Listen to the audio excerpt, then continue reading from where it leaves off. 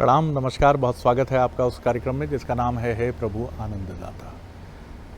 और इस कार्यक्रम को लेकर आप जिस तरह से उत्साह अपना दिखा रहे हैं और हमें लगातार ये बता रहे हैं कि हम सही रास्ते पर निरंतर आगे बढ़ रहे हैं, और धन्यवाद उसके लिए, बहुत शुक्रिया। और आपका ये जो कंट्रीब्यूशन है, ये जो आपका सहयोग है, ये बराबर हमको मिलता रहे। आपके टेलीविज़न स्क्रीन के निचले हिस्से पर मैं दोहरा रहा हूँ फिर एक टेलीफ़ोन नंबर है जो हमारा व्हाट्सएप नंबर है। कार्यक्रम के अंत में मेल आईडी भी आता है, तो व्हाट्सएप नंबर एक बार और नोट कीजिए 7000969440 7000969440। ये नंबर आप लगातार देख रहे हैं, इस पर भेज डालिए आपकी जो रिएक्शंस हों, जो प्रतिक्रियाएं हों। और आज इस कार्यक्रम में हम एक बहुत ही दिलचस्प विषय से, जो आप ही की तरफ से यानी आप दर्शकों की तरफ से आया है, और ये जो हमारे दर्शक हैं ये महाराष्ट्र से हैं, अमरावती से हैं, और इन्होंने जो हमें अपना चिंतन, अपनी चिंता हमें भेजी। इनका कहना है कि मैं एक प्रतिष्ठित उद्योग समूह के उपक्रम में अच्छे बड़े पद पर हूँ, एजीएम के पद पर हैं ये। इनका कहना है कि कम से कम 700 लोग मेरे नियंत्रण में हैं, और मैं ऐसा मानता हूँ। बड़ी विनम्रता से इन्होंने कहा है, मुझे बहुत अच्छा लगा इनका व्हाट्सएप संदेश देखकर। इन्होंने कहा कि मुझे ऐसा प्रतीत होता है, क्योंकि ये तो कोई विज्ञ गुरु अभी कोई मिला नहीं है मुझे, सानिध्य में नहीं हूँ मैं किसी के, लेकिन मुझे ऐसा लगता है कि मैं जीवन को धर्म दर्शन की दृष्टि से देखने वाला व्यक्ति हूँ। पूजा पाठ भी करता हूँ, लेकिन कर्मकांड से अधिक मैं ईश्वर के अमूर्त स्वरूप का प्रेमी हूँ। इन्होंने जो अपनी चिंता, या आप उसको कह सकते हैं कि एक परेशानी बताई है, वो ग्रंथि भाव से जुड़ी हुई है। इनका कहना है कि अक्सर मुझे अनुशासन बनाए रखने के लिए बहुत सारे लोगों के साथ डांट डपट का व्यवहार करना पड़ता है, और कई बार ये कहते हैं कि जिसको अंग्रेजी में एक शब्द होता है ऑक्यूपेशनल हैजार्ड, व्यवसायगत बुराई या पेशेगत बुराई, वो मेरे साथ जब मैं सामाजिक परिवेश में होता हूँ वहाँ भी चली जाती है। कई बार मैं ऑफिस में होता हूँ और एक ख़राब मनोदशा में हूँ, तो किसी रिश्तेदार का फ़ोन आया या घर से पुत्र या पुत्री का फ़ोन आया, तो मेरा स्वर तलखी भरा होता है, तुम खुद क्यों नहीं देख लेते? तुम्हें देखना चाहिए ना, बड़े हो गए हो, अब क्यों करते हो ऐसा? नहीं, अभी मैं गाइड नहीं कर पाऊँगा। लेकिन इनका कहना है कि ऐसे हर घटनाक्रम के बाद मेरे अंदर एक गिल्ट पैदा होता है, और इन दिनों ये गिल्ट इसलिए भी और बढ़ता चला गया है कि ये सब देखकर समझकर भी मैं किसी भी चीज़ को ठीक नहीं कर पा रहा हूँ। मुझे मालूम है मैं लोगों की स्किल में, उनकी योग्यता में रातों रात सुधार नहीं कर सकता, लेकिन क्या इसका विकल्प डांटना ही है? लेकिन मुझे ये सिखाया गया है कि अनुशासन बनाए रखने के लिए डांटना बहुत आवश्यक है। ये बात मैं अपने अवचेतन में इतनी गहरी धंसा चुका हूं कि मैं इससे निकल नहीं पाता, जबकि मैं हमेशा देखता हूं कि जब भी डांट फटकार होती है तो उसका परिवेश पर बहुत नकारात्मक असर होता है। और कुछ ऐसे लोग भी हैं जो डांट फटकार ना होने पर फ़ायदा उठाते हुए भी प्रतीत हो जाते हैं। ये कह रहे हैं मैं लगातार उलझनों में फंसता चला जा रहा हूँ। क्या माफ़ करना श्रेष्ठ विकल्प है, या अनुशासन के लिए कृत्रिम डांट फटकार भी आवश्यक होती है? लेकिन मैं वो कृत्रिम नहीं कर पाता, मैं असली ही करता हूँ, क्योंकि उसका असर मेरे ब्लड प्रेशर पे होता है, मेरे जीवन पर होता है, और मैं उलझता चला जाता हूँ। मुझसे कोई प्रेम नहीं करता है। मैं बड़ी कुर्सी पर बैठा हूँ, मुझसे अधिकतर लोग चिढ़, घृणा, विद्वेष या डर के भाव से मुझे देखते हैं। मैं चाहता हूँ कि उनकी आंखों में मेरे लिए प्रेम हो, लेकिन ये संभव नहीं दिखता है। क्या ये सब कुछ बदल सकता है? क्या मुझे संत में रूपांतरित होना होगा, या किसी मनोचिकित्सक की शरण में जाना होगा?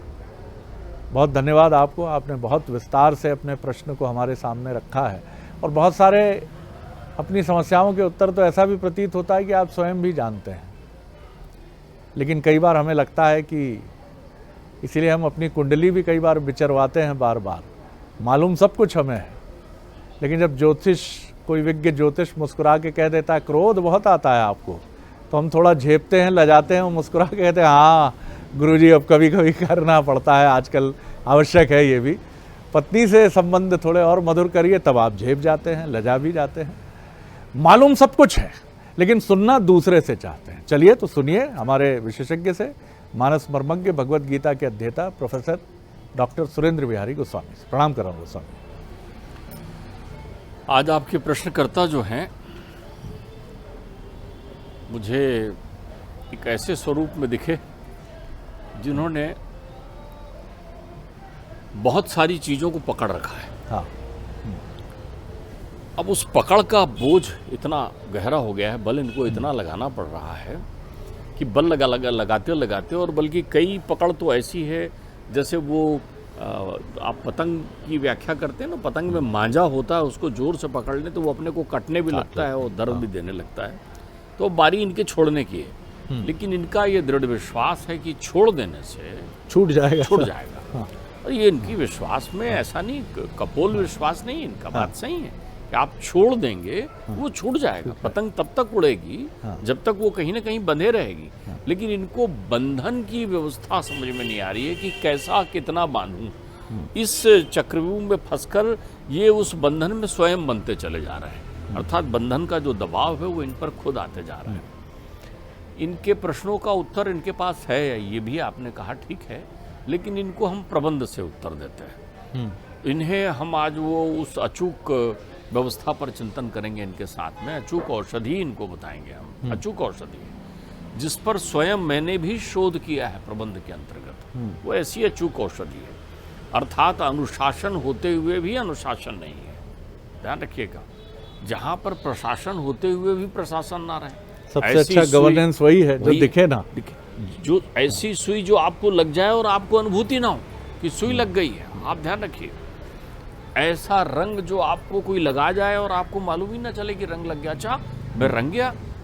ऐसा इन्फेक्शन जो आपको लग जाए और आपको मालूम ही ना चले कि वो इन्फेक्शन कहाँ से लग गया है, ये संक्रमण भी है।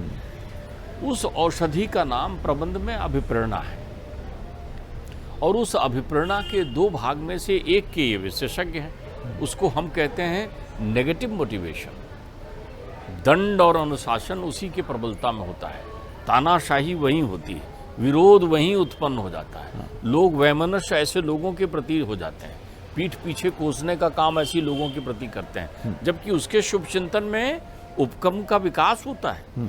ये जितने भी प्रकार का अनुशासन, एक पिता और एक माता, घर में दोनों में से कोई ना कोई पॉजिटिव और नेगेटिव मोटिवेशन के उदाहरण होते हैं।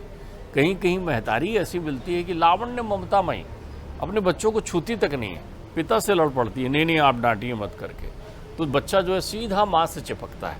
फिर माँ धीरे से कहती है उसको, सुनो बाबूजी जब डांटे तो तुम चुप रहा करो, कुछ ना बोला करो, बाबूजी तुम्हारे भले के लिए बोल रहे हैं। तो बच्चा फिर बाबूजी के डांटने पर चुप रहना सीख जाता है। देखिए, ये उनके पास पॉजिटिव मोटिवेशन है और बाबूजी के पास नेगेटिव मोटिवेशन है। कल कहा था ना मत करना, फिर किया, लगाऊं। तो तथ्य वही है, तो कार्य कराने का संयोजन वही है। इसे प्रबंध की भाषा में पॉजिटिव और नेगेटिव, सकारात्मक और नकारात्मक अभिप्रेरणा कहते हैं, जिसको मोटिवेशन अंग्रेजी में कहते हैं, अभिप्रेरणा है सकारात्मक। शरद जी, इसका प्रयोग करने का निश्चय जब मैंने लिया तो मैं स्वयं ऐसी संस्था पर पहुंचा, और संयोग से वो संस्था के जो बैंक प्रबंधक थे वो मेरे बड़े अच्छे मित्र थे। अब तो वो रिटायर हो गए हैं, लेकिन उनको भी ये घटना स्मरण आ जाएगी यदि वो ये देख रहे होंगे, तो मैं उनका नाम नहीं ले रहा हूँ। तो हमने इसका प्रयोग करने का निश्चय किया कि भाई ये देखें तो सकारात्मक प्रबंधन कैसा है। इसके दो बड़े उदाहरण मेरे सामने हैं जिसका प्रयोग पूरा 100% सफल हो जाता है। तो आपके प्रश्नकर्ता देखें कि कैसे वो लोकप्रिय हो सकता है। एक कस्बाई बैंक में एक प्रबंधक की नियुक्ति हुई। वो कस्बा मेरा ही था, मैं वहीं रहता था। तो मेरे क्लास फेलो थे वो, बैंक में जो मैनेजर होकर आए, तो उन्होंने आते ही मुझसे संपर्क किया। तो मैंने कहा बधाई हो, आप मेरे नगर में आ गए हैं और यहाँ के आप प्रबंधक हो गए हैं, बहुत अच्छी बात है। लेकिन आते ही उन्होंने मुझे कहा, मायूस चेहरा था उनका, कि क्या मतलब ऐसी शाखा में आया हूँ जहाँ पर हमको FIR करना पड़ता है, मारपीट होती है, रोज़ लड़ाई होती है। मैंने कहा बाहर वालों से? अरे बोले बाहर वालों से नहीं, मेरे यहाँ ही ये गुंडा की तरह व्यक्ति रहता है, वो किसी के साधे नहीं सध रहा है। तो मैंने कहा फिर क्या है, उसको यहाँ से ट्रांसफ़र कर दो। बोले वो जनप्रिय है, जो व्यक्ति है वो लोकप्रिय है। ध्यान रखिए, ये जो लोग आपके यहाँ मजदूर बनकर काम करते हैं, ये आपके पास जी हजूरी करते हैं, बाहर उनका स्वरूप आपकी तरह नहीं होता, आपसे जो संवाद कर रहे हैं वैसा नहीं होता। बाहर उनमें से बहुत सारे लोग लोकप्रिय होते हैं, जनप्रिय होते हैं, परिवार उनका प्रतिष्ठित होता है, वो वहाँ काम करने आते हैं आपके पास में, लेकिन बाहर उनका एक समग्र रूप है। तो तुम जब बाहर निकलोगे तो उनसे चूंकि बैर ले लिया है तुमने अनुशासन का दंड दिखाकर, तो बाहर तुम्हारा सम्मान सुरक्षित नहीं रहता। तो उन्हें अनुशासन में भी रखना है, उन्हें अधीन भी रखना है, उनसे काम भी लेना है और उनसे सम्मान भी चाहिए। तो मैंने कहा कौन है वो? मैं भी अपने गांव में रहता नहीं था, बाहर पढ़ता था, तो मैं वहाँ आया। तो मैंने कहा साहब मेरे गुरुदेव ने मुझे प्रबंध पर ये सकारात्मक मोटिवेशन बताया है, कल हम उसका उपयोग करते हैं, मैं आऊँगा आपके यहाँ। मैं उनके बैंक में पहुँचा, वहाँ काम करने वाला एक व्यक्ति जो वहाँ मुख्य क्लर्क था, वहाँ का अकाउंटेंट या मुख्य क्लर्क रहा होगा, वो व्यक्ति था बड़ा उद्दंड और मैनेजर से तू मैं में बात करता था, और कोई भी ऑर्डर उसे दे तो वो अपनी स्वेच्छाचारिता में रहता था, करूं या ना करूं मेरी मर्जी। वो मना कर देता था, कभी आए कभी ना आए। तो मैं उनसे मिला, मिल के मैंने उनके चैम्बर से कहा कि वो व्यक्ति कौन है। बोले आपको ज़्यादा तकलीफ नहीं करनी पड़ेगी, आप देखिए बाहर परिवेश में। मैंने देखा तो एक आदमी सिगरेट पीता हुआ अपने दोनों पैर टेबल में रखकर बैठा था उस बैंक में। मैंने कहा यही है वो व्यक्ति? बोली यही है वो व्यक्ति। मैंने उनसे नाम पूछ लिया। अभी उदाहरण के लिए मैं नाम कोई अंकित कर देता हूं ताकि मेरा उदाहरण अच्छा हो जाए कि उसका नाम प्रकाश था। उन्होंने कहा यही है वो प्रकाश। मैंने कहा चलिए आप मुझे बाहर तक छोड़िए। बोले मैं तो वैसे ही छोड़ता। बोले नहीं मेरा शोध प्रारंभ। तो बोले मुझे क्या करना है? मैंने कहा प्रकाश के पास खड़े होकर प्रकाश की प्रशंसा करनी है। उन्होंने कहा वो कैसे संभव है? मैंने कहा मैं आपसे बतिया रहा हूँगा, मेरे पीठ के पीछे प्रकाश होगा। तो बोले नहीं वो मुझे देख लेगा। तो मैंने कहा आपके पीठ के पीछे प्रकाश होगा, मैं आपसे बतिया रहा हूँ। बोले ये हो सकता है। अब हम गए तो वो चलते चलते प्रकाश की तरफ, प्रकाश की कुर्सी के पास पहुंचे। प्रकाश टस से मस नहीं हुआ, हिला तक नहीं, वैसे ही बैठा था। अब उनके पीठ करके मैनेजर साहब खड़े हो गए, मैं उनके सामने हूँ। प्रकाश मुझे दिखाई पड़ रहा था। मैंने उनसे कहा यार हमने सुना है आपके बैंक में कोई एक क्लर्क है जो बड़ा बदतमीज है और अच्छे से काम नहीं करता, बैंक में लड़ाई झगड़ा करता है, बड़ा परेशान करता है। तो मैंने कहा यार आप ऐसे आदमी आपके बैंक में कैसे हैं? बोले नहीं गोस्वामी जी आप गलत कह रहे हैं, ये लोगों ने भ्रांति फैला रखी है। प्रकाश निहायत ही अनुशासन प्रिय और अच्छा व्यक्ति है, मैं उसे जानता हूँ, मैंने उसके बारे में समझ लिया है। जैसे ही उनका ये कहना हुआ, प्रकाश के दोनों पैर जो हैं वो टेबल से नीचे आ चुके थे। प्रकाश के हाथ का सिगरेट बुझ चुका था। प्रकाश कान लगाकर उनकी बातें सुन रहा था। वो कह रहे थे कि उनमें इतनी प्रतिभा है प्रकाश में, यहाँ लोग उसको समझना नहीं चाहते, सुनना नहीं चाहते, उसके पास कितना अनुभव है, इस उपक्रम को वो कहाँ पहुँचा सकता है, कहाँ से कहाँ। और मेरा पूरा ध्यान रहेगा अब आने वाले समय में गोस्वामी जी कि मैं प्रकाश के व्यक्तित्व का पूरा उपयोग करूँ। वो अत्यंत लोकप्रिय है, वो बैंक का काम बढ़ा सकता है। प्रकाश खड़ा हो चुका था अपने स्थान पर। मैंने कहा मैं प्रकाश से मिलना चाहता हूँ, कहाँ है ऐसा व्यक्ति? उन्होंने कहा मैं देखता हूँ। जब तक पीछे से आवाज़ आई, सर मैं यहीं खड़ा हूँ सर, मैं प्रकाश हूँ। अरे अरे आओ प्रकाश, बोलो ये फलाने हैं, ये फलाने हैं। और बड़े प्यार से उन्होंने हाथ उनके ऊपर फेरा और मेरे को छोड़ने चले गए। उन्होंने कहा अब मुझे क्या करना है? मैंने कहा अब आपको कुछ नहीं करना है, जो कुछ करेगा प्रकाश करेगा। सारे महत्वपूर्ण दायित्व प्रकाश को देना शुरू करें, उसको इसी मोटिवेशन पर लेकर चलें। वो मैनेजर साहब 5 वर्ष तक वहाँ रहे। उन्होंने उस प्रकाश के भरोसे प्रत्येक व्यक्ति के घर में खाता खुलवा दिया। केवल प्रकाश को एक आत्मसम्मान की आवश्यकता थी। तो अनुशासन का कोई भी दंड जो किसी के आत्मसम्मान को ठेस पहुंचाए वो नकारात्मक हो सकता है। इसमें एक चीज़ और है गोस्वामी जी, एक प्रश्न और है मन में कि जिस काम के लिए हम मन से राजी ना हो, चाहे वो हम अनुशासन के नाम पर करें सख्ती से, या फिर हम किसी से सुनकर या प्रबंधन की कोई किताब पढ़कर करें, लेकिन हम खुद उससे कन्विंस नहीं हैं, और अगर हमारा मन ही हमसे कह रहा है कि नहीं नहीं तुम्हारा ये तरीका शैली ठीक नहीं है, तो क्या उसको बदलना ही उचित है? बहुत सुंदर आपने प्रश्न किया है और इसका उत्तर भी आपके प्रश्न में छुपा हुआ है कि आप अपने मन को बहुत मान रहे हैं, आप अपनी समझ को बहुत मान रहे हैं, आप अपने आप को बहुत अच्छा मान रहे हो कि मेरा मन नहीं बोल रहा है, तो आपका मन ना हुआ सत्यमूर्ति हो गया। आपने ये सोच लिया है कि जो मैं करता हूँ वही सच है, बाकी जो करते हैं वो गलत है। ध्यान रखिए अनुशासन दूसरों पर नहीं, सबसे पहले स्वयं पर चलाइए। आत्मचिंतन की विषय वस्तु इसलिए बनी है। ये तो धर्मावलंबी है, ये तो आत्मचिंतन करते हैं, इनको पीड़ा है, इनके अंतर मन में कष्ट होता है। जब ये किसी के विरुद्ध कार्रवाई करते हैं या किसी को डांटते हैं तो तकलीफ होती है। कितने सुंदर संवेदनशील मन के हैं, तो एक दिन इसी मन को ये गोते लगवाएं और चिंतन करें तो इनको स्वयं आत्मा अनुभूति हो जाएगी कि ये किन प्रक्रियाओं का उपयोग करें। आपने अभी एक बहुत अच्छी बात कही थी शरद जी कि सारे प्रश्नों के उत्तर हम स्वयं जानते हैं, हमारा मन बता देता है कि हम कहाँ सही हैं कहाँ गलत हैं। आप एक बात समझिए, अब वो जमाना चला गया जब व्यक्ति केवल दंड के भरोसे काम करता था। साम दाम दंड भेद, ये चार हैं हमारे यहाँ अनुशासन के पहलू। तो सबसे पहले साम है, साम मोटिवेशन का अस्त्र है, समझाई समझाना, समझाने के अलग अलग तरीके हैं। फिर दाम है, अरे भाई आप दाम का नेगेटिव उपयोग, तुम्हारी तनख्वाह काट लूंगा, आप इस दिशा में यदि चल रहे हैं तो आप कष्ट में रहेंगे। आपने कहा अरे तुम बहुत अच्छा करोगे तो बढ़िया रहेगा। आप देखिए दाम में दोनों भाव आ जाते हैं, प्रत्यक्ष दाम भी, अप्रत्यक्ष दाम भी। जब तक कमला आपके घर काम करने वाली कमला नौकरानी थी तब तक आपके घर में पोछा अच्छा नहीं लगता था, लेकिन जिस दिन आपने कमला मौसी कमला दीदी बना लिया तो पोछा अच्छा लगने लगा ना। बहुत सुंदर बात है, बहुत दाम तो आपको करना होगा। रामू काका बना लिया ना आपने अपना, तो आप सौंपिए ना, आप जिम्मेदारी सौंपिए। मैं कह रहा हूँ नुकसान होगा तो अभी कौन सा फायदा हो रहा है आपको, अभी कौन सा फायदा हो रहा है? आप नुकसान की कीमत और होने वाले फायदे को देख लीजिए। जब अगर फायदा नहीं हो रहा है तो नुकसान की कीमत पर फायदा होना शुरू होगा। तो दूसरा अस्त्र आपका दाम है। फिर है दंड। जब आपने देख लिया ये समझ नहीं आ रहा है, इसको दाम का भी अंतर नहीं पड़ रहा है, तब दंड आ रहा है।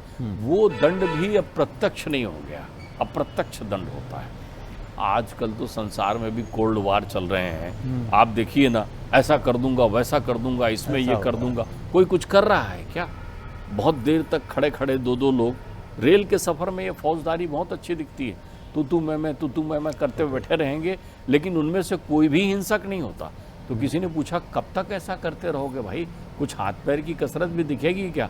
बोले अगर वो करना होता तो हम इतनी देर समय आपस में क्यों पास करते, वो नहीं करना है इसलिए हम ये कर रहे हैं। तो अब दंड जो है उस प्रक्रिया का होगा। ठीक बात है। फिर भेद है, आप ये भी कहिए ना, वो उनके साथ यही करते थे, उन्होंने यही कहा था, प्रकाश जो तुमने करके दिखाया आज तक किसी ने नहीं दिखाया।